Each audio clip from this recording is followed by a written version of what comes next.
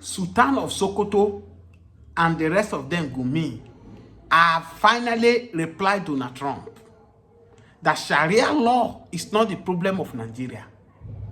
They have said it categorically that Donald Trump should mind his business. Donald Trump should not interfere in the situation of Nigeria as it's going. Don't forget that a few weeks ago, when Irabo did his birthday or his retirement stuff, when the Sultan of Sokoto spoke, he said that the way in which, maybe he foreseen that this thing is coming, that make him to make those statements, that the way we are seeing jihadists, that the way we are looking at jihadists and this and that, that's not how jihadists look like. That before they proceed, they inquire anybody, they pass through normal procedure. These are words from the Sultan of Sokoto. Sultan of Sokoto said that the Boko Harams we are saying today is not that they are that bad, it's because of lack of education. These are the words he's using. And that's why he's now looking at it that the body language of these people, the Gumi of this world, the rest of them, are giving more energy to these people to do more. For crying out loud, do you know that the other world are laughing at Nigeria? That there is no any country that is waging war against us. We are the one waging wars against ourselves. Who are these Boko Haram? Who are these elements? If there are not people, powerful people who are behind these people, that nothing they happen, they should continue. They are the owner of Nigeria. So it's high time now that Bola Ahmed Tinubu should stand up and play his politics well. It's as if I knew that this day is coming. When I tell Bola Ahmed Tinubu, I say stand up and act fast.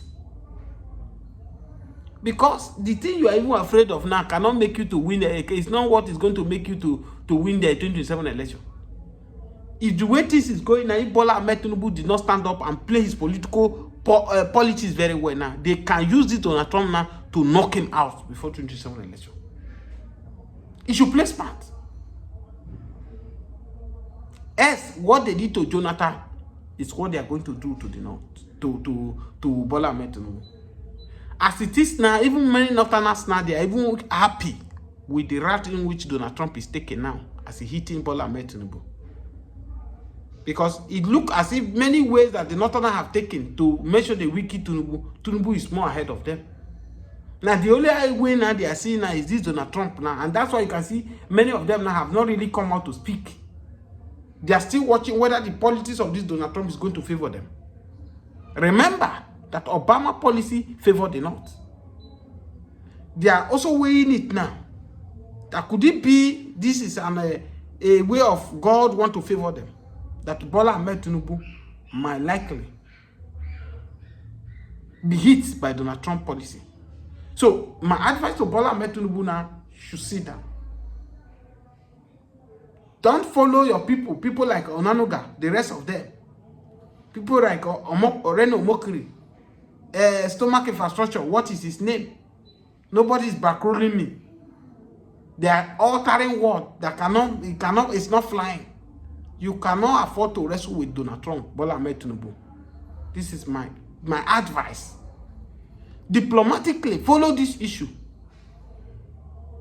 When Donald Trump called Africa shithole before 2017, what did the Almighty Buhari did? Buhari went there after 3 or 4 months, go to America to go and see Donald Trump. At the end of it, all case closed. It was Donald Trump that was using mouth to advise, to tell the world that Buhari is trying his best. Don't forget that even this action you are seeing that Donald Trump is taking is against their interest. He has been monitoring Bola Ahmed Tinubu, the way Bola Ahmed Tinubu will go to China, he will go to Japan, Breeze meeting, he go to this. It's avoiding America. So they feel that this is the right way to hit Bola Ahmed Tinubu. In as much we dislike what many things Bola Ahmed Tinubu is doing, Bola Ahmed Tinubu is ahead of them. Right. I am supporting Bola Ahmed Tinubu because this action is taken against the North, making them to realize that they are not the owner of Nigeria. Is what is sweeting me. And if things continue like this, what we are looking for the vision of Nigeria will come to pass. If Jonathan Obasanjo will have also taken this route Tinubu is taking now. Maybe today we will have not been talking what we are doing. This element of Boko Haram, Fulani banditry now, maybe it is the north that will be facing it. You won't have concern now. How many of you know that before Buhari came in to take over power from 2015, we don't know what is insecurity here. The Boko Haram was actually in the north, taking their operations, doing whatever they like. But you can see it now that everything happened when Buhari came in. Fulani men, by these Fulani men that was reportedly they invited, took over Nigeria. And you see the level we have gotten ourselves to.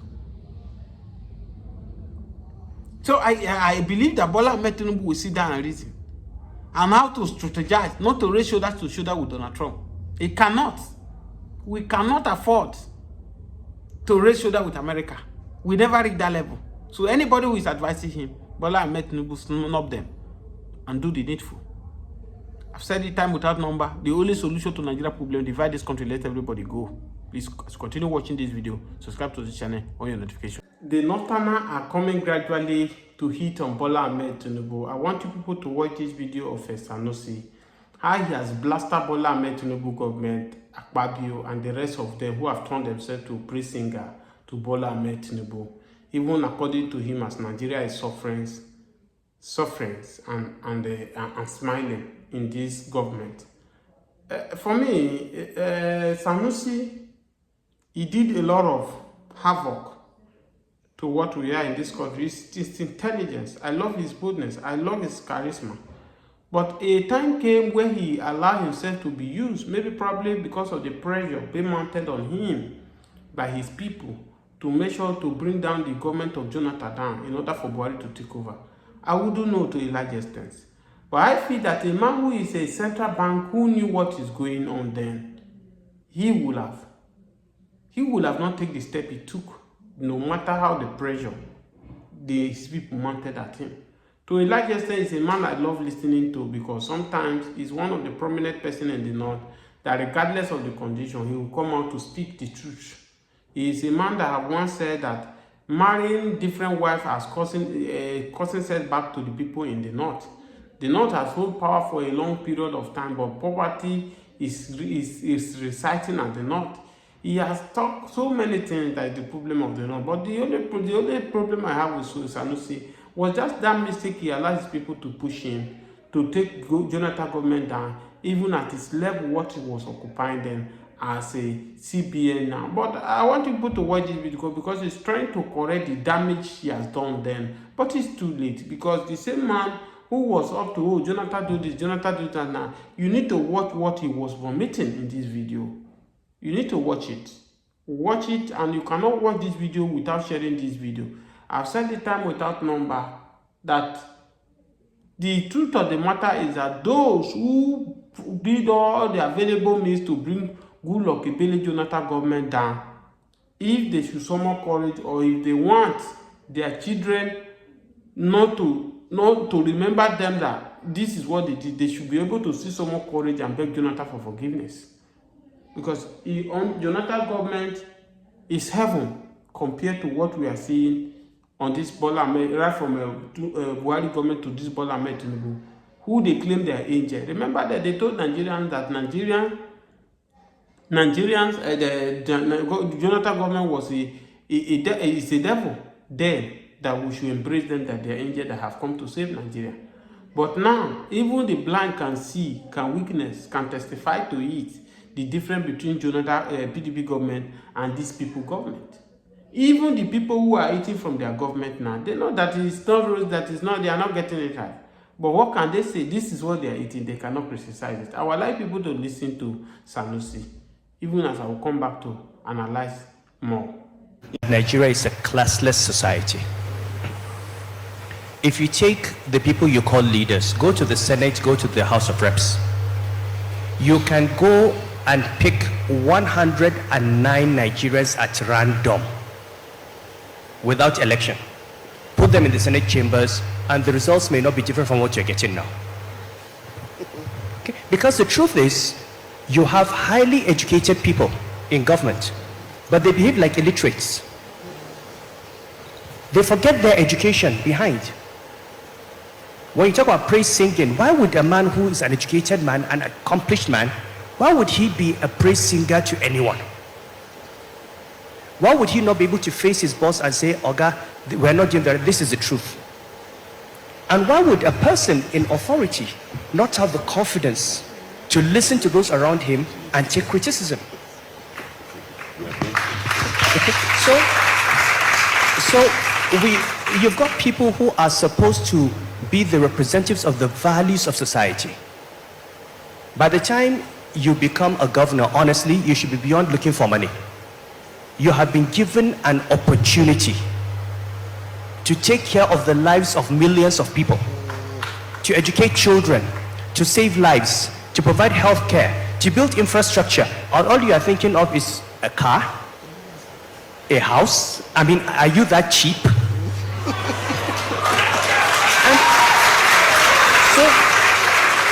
Or some bank account, and you see them, and at the end of the day they leave office.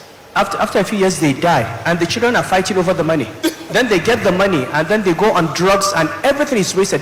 That money would have been better spent educating millions of young people and saving lives. So if we really want to fix this country, we need to have a class. The ruling class needs to have values beyond stomach infrastructure. This leads to misplaced expectations. There's a role for the central bank. There's a role for the Ministry of Finance. You've got monetary policy, you have fiscal policy, you have structural policies, you have institutional reforms. And yes, I was one of those who commended the appointment of Wale John and Yemi Cardoso. These are two gentlemen that I've known for many years, and I have never had any question about their competence. And if you try to assess them, you've got to ask, what were they supposed to achieve? Okay. Now, going back to the beginning, you talked about 2012, and you talk about the suffering from removal of subsidy. It's simple arithmetic. If you're paying 80 naira or 65 naira per liter, and you begin to pay 160 naira per liter, costs will go up. There will be hardship. And the duty of leaders is to understand that there will be a cost to removing subsidy. And I said in 2012, if you remember from the town hall meeting, to say that there will be hardship is not an economic argument. To say that there will be a cost to removing subsidy is not an economic argument. The economic argument is, this is the cost of removing the subsidy. What is the cost of not removing the subsidy? Are you making a choice? We were in a situation where we had a hedge that we called it was not a subsidy, it was a hedge. You see, a subsidy by definition, the government says, I will pay X% of the price. That is a subsidy. I'll pay 20% of the price, whatever it is. Price goes up, you pay more, I pay more. Price goes down, you pay less, I pay less. What we had in this country is what in risk management you call a naked hedge, the worst possible derivative. The government said to Nigerians, 200 million Nigerians, you will not pay more than X amount per liter on petrol, no matter what the price of petrol is. So all price goes up from $40 to $140, the federal government pays the difference. Exchange rate moves from 155 to 300, the government pays the difference. Interest rates move from 5% to 15%, the government pays it. Remember, the price of petrol and what the calculations include the cost of crude, the cost of refined product, the cost of transportation, even interest rates, demurrage. If you look at the template, all of those amounts were being absorbed. The federal government was saying, I have an unlimited pocket. So we moved from a point where we were using revenues to pay subsidy to where we had to borrow money to pay subsidy, to where we had to borrow money to pay interest on the borrowed money. We had become bankrupt. Anyone who takes a naked hedge ends up being bankrupted, especially with a commodity where you don't control the price. So this was the point in 2012. Now, if Nigerians had allowed the Jonathan government to remove the subsidy in 2011, that would have been pain. But that pain would have been a very, very tiny fraction of what we are facing today. This is the cost of delay. At that time, we worked out the numbers in the central bank, and I stood up and put my credibility on the line and said, remove the subsidy today, inflation moves up from 11% to 13%. I will bring it down in a year. We will not have had 30-something% inflation. Okay? That was where we were. Now, people like my friend Emir here and his APC friends had Occupy Nigeria, came out on the streets, told us we could not do it. And I remember calling one of my friends. And this is, we should talk about these things because it's important. There's a kind of poetic justice. That it is actually the people who led the Occupy Nigeria movement who ended up seeing the problem, inheriting the problem, and having to do it. And I remember calling one of my friends at that time and said, look, one of my closest friends said, you know that what we're doing is right. He said, yes, I know. I said, why? He said, well, I'm in opposition. My job is to make the government look bad. You know, you are the governor of the central bank, you go and defend your government. Just politics. And you know, the only reason the government compromised at that time, maybe we should know this, the only reason the government compromised and did 50% not 100% was Boko Haram. Because there were thousands of Nigerians on the streets in Lagos and Kano and Kaduna and all that. At the time when we had suicide bombers in the country. And there was a fear. If one day one of these suicide bombers goes to these Nigerians and explodes the bomb and you have 200 corpses, it will no longer be about subsidy. So you have to give President Jonathan the credit. He was determined to do it, but at the end of the day, the compromise was made, okay, to save Nigerian lives. Now, what has the central bank achieved? Central bank's role is to provide stability. The central bank does not deliver growth. It does not deliver employment. It provides an environment that is conducive to growth. Okay? Now, and the central bank has achieved it. You don't want inflation moving from 10% to 15% to 20% to 25% because as I said a few weeks ago at NESG, Nigerians don't realize that we were on the brink of hyperinflation. Beyond a certain rate of inflation, it becomes runaway inflation, you can't control it. You'd buy rice in the morning, by the time you come at 12 noon, the price has changed. By 4 p.m. it has changed. This is what happened in Zimbabwe, it happened in Venezuela, it happened in Argentina. We were heading for Nigeria. We're printing money like that. So we're heading for Nigeria, we're heading in the direction of Zimbabwe under Mugabe or Uganda under Idi Amin. So inflation has been reined in. The runaway devaluation has been stopped. Yes, we're at 1,400. Nobody wants an naira at 1,400. But it's better to know that it will be 1,400 for the next 6 months, 8 months, 10 years, than to think it's 1,400 today, 2,000 tomorrow, 2,500, which is really... So the central bank's job is not to give you a strong naira. The central bank's job is not to give you low prices. The central bank's job is to reduce the volatility in the price level. And so when you assess the central bank, you've got to say, what has it done? Have you reduced volatility inflation? Have you brought it down? We're going to bring it down to single digit. You're on your way. There's still a long way to go. Okay, I would like to see inflation come down to under 10%. It will take time, but in terms of stopping it from running away, it has. Exchange rate volatility has been reduced. Now on the fiscal side, and we talk about tax reforms, those reforms, the Tax Act only takes off next year. So we must remember that before the tax reforms have kicked in, we have increased government revenues. We have brought down debt service ratios from 100 and something percent to about 40%. Have you people now listened to what the man has said about the Goodluck Jonathan? This is the same Goodluck Jonathan. he demarcated before 2015 that Jonathan did not save for the rainy day. Jonathan removing subsidy was not wise. It was not a wise decision and all that. I know that Sanusi is too intelligent for all that step he took before 2015 election, but he was being pushed by his people. If you look at most of them in there in the north, even Jiga, the INEC chairman, who did all his manipulation and all that to make sure say Buhari become president of Nigeria, today, are they not regretting it? The level of insecurity under Jonathan that they complain about cannot be comparing what is happening in the north today. When we assume that Buhari becoming the president of Nigeria will automatically put an end to terrorism in the north. But no, instead of him to focus how to reduce the terrorists in the north, to stop the Boko Haram, he wasn't the case much by importing all those Fulani banditry, the Fulani terrorists they imported from all over the world to Nigeria.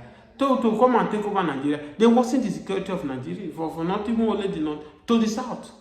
Instead of him to channel his energy, how to make sure he reduced the level of insecurity in the north, he busy concentrating on his energy in the south is just because of Mazen and the Kano.